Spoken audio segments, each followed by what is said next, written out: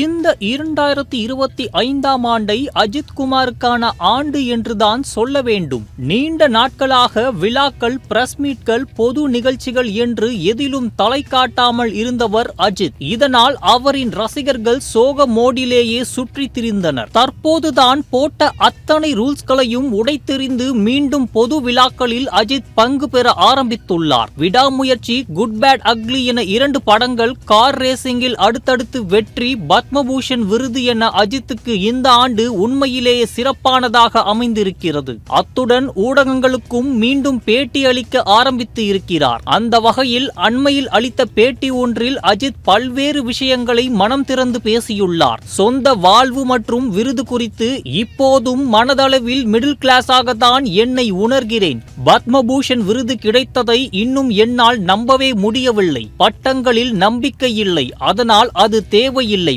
படம் நடிக்கிறேன், சம்பளம் வாங்குகிறேன். நீங்கள் என்னை அஜித் குமார், அஜித் ஏகே என்று அழைத்தாலே போதும்.